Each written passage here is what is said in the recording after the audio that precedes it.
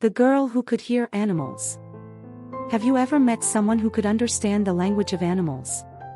No, not just guessing what their barks or meows meant, but truly hearing them talk, like you and I talk right now. Well, this is the story of a little girl named Lena, who could do just that. Lena lived in a small, sunlit village that rested between rolling green hills and a silver-blue river that sang softly every morning. The people there were simple: farmers, shopkeepers, and teachers, and everyone knew everyone. But Lena was different. Not in a bad way, though. She was bright, gentle, and curious, always asking questions, always noticing things others didn't. While other children chased butterflies or played ball, Lena would sit under the big banyan tree at the edge of the forest, sketching birds, listening to the rustle of leaves, and smiling at the chatter of squirrels. To her, the forest wasn't a wild place, it was a friend. Her parents thought she just had a wild imagination. Her father, a carpenter, would laugh softly and say, "Our Lena dreams even when she's awake." Her mother, a kind woman with tired hands and a gentle smile, would pat her hair and say, "As long as her heart is kind, let her dream." But one evening, when the sun was sliding behind the hills and painting the sky orange, something happened that would change Lena's life forever. It started with a cry, faint but desperate, coming from the forest. Lena froze on the path, her school bag bumping against her back. It sounded like a whimper. Maybe a dog. Or a baby goat.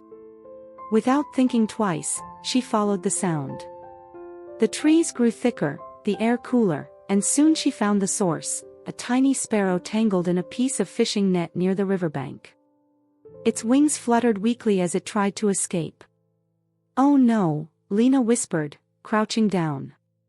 "Don't move, little one. I'll help you." As she gently untangled the threads, something incredible happened. The bird stopped struggling and looked straight into her eyes. And then, in a voice soft and trembling, it spoke. Thank you," it chirped. Lena gasped, her fingers freezing midair. Did you just talk?" "Yes," said the sparrow. "You can hear me?" Lena blinked, her heart racing. I think I can." The sparrow flapped its wings, free now, and hopped onto her knee. "Then you are the first human in many years who can understand us." "But, how?" she whispered. The sparrow tilted its tiny head. "You listened. Truly listened. That's something humans forgot how to do long ago." And before Lena could say another word, the bird fluttered away into the orange sky, leaving her wide-eyed and breathless by the river. That night, Lena couldn't sleep.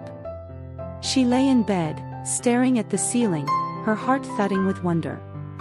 Did I really hear it? Or did I imagine it? But deep down, she knew it was real. She could still remember the voice, fragile but alive, like a secret whispered by the wind. The next morning, she woke up early and ran to the forest again. She sat quietly under the banyan tree and whispered, "Hello? Is anyone there?" At first, there was only the sound of crickets and the rustle of leaves. But then a voice answered, grumpy and low. "Who's disturbing my nap?" Lena looked around, startled. "Who said that?" "Down here," said the voice. A tortoise slowly poked its head out from behind a rock. "You humans never look where you're going." Lena's jaw dropped. "You can talk too." "Of course, I can," the tortoise grumbled. "But only to those who can listen with their hearts. Not many of your kind do that." Lena smiled shyly. "I guess I'm different." The tortoise blinked slowly. "Different is good. The world needs more different." From that day on, Lena became the forest's friend. She talked to birds, helped injured rabbits, listened to the frogs' stories, and even shared her lunch with a mischievous monkey named Miko, who became her closest companion. The forest animals began to trust her. They told her secrets, where the stream was drying up, where hunters had left traps, where the old owl's tree had fallen. Lena felt like she had a second family. But not everyone believed her. When she told her classmates about the talking animals, they laughed. "Animals don't talk, silly," said one boy. "She's making up stories again," said another. Even her teacher smiled kindly and said, "Lena, imagination is a gift, but sometimes you have to live in the real world too." Lena felt hurt, but she didn't argue. She knew what she'd heard. She knew the truth didn't always need an audience. One day, the forest grew strangely quiet. The birds stopped singing, the monkeys stopped playing, and the air felt heavy. Lena ran to the banyan tree and found Miko looking anxious. "What's wrong?" she asked. "The river," Miko said, eyes wide. "It's drying up fast. The dam in the next village is blocking the water. If it doesn't flow again soon, we'll all lose our home." Lena's heart sank. "We have to tell someone." The tortoise shook his head. "Humans won't listen to us." "But they'll listen to me," Lena said firmly. She ran back to the village, mud splashing under her shoes. She tried to tell the mayor, the farmers, anyone who would listen, but no one took her seriously. "Animals told you?" they chuckled. "That's a good one, Lena." She went home in tears. That night, as she sat by her window, she heard the forest crying, the croak of frogs fading, the wind whispering through thirsty trees. She couldn't let her friends suffer. So Lena made a plan. Before dawn, she packed her bag with a bottle of water, a rope, and some bread. She walked all the way to the next village, where the new dam was built. And what she saw broke her heart. The villagers there had blocked the stream completely to fill their own reservoir. The riverbed on Lena's side lay dry and cracked. She tried to talk to the workers, but they ignored her. "Go home, little girl. It's not your problem." But it was her problem. It was the animals' water, their life. So she climbed onto a rock and shouted, "If you don't open the dam, the forest will die. The animals, the birds, they'll all go thirsty." Her voice echoed across the water. A few people turned, but most shrugged. And then, something miraculous happened.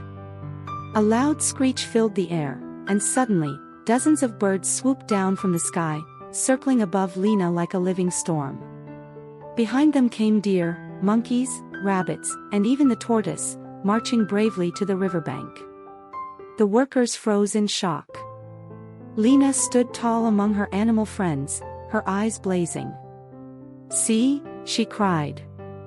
"They understand. They live here too. You can't take everything for yourself." For a long moment, there was silence. Then, the chief engineer, a tall man with kind eyes, stepped forward and said softly, maybe the girl is right." By evening, part of the dam was opened, letting water flow freely again. The stream gushed back toward the forest, sparkling in the sunlight. The animals cheered, birds sang, and Miko jumped into the water with a happy splash. Lena laughed, tears streaming down her cheeks.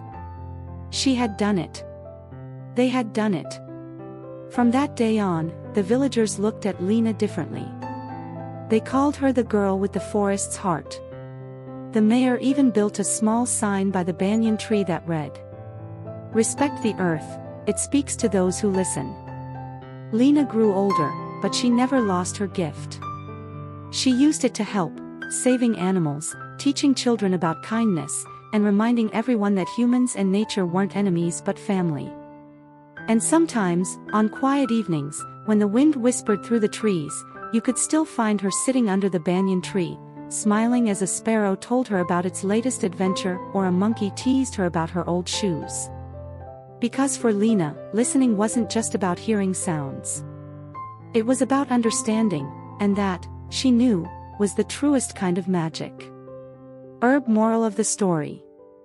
When we listen with our hearts, the world speaks to us. Kindness and understanding open doors that words never can. Every living being has a voice, we just need to care enough to hear it.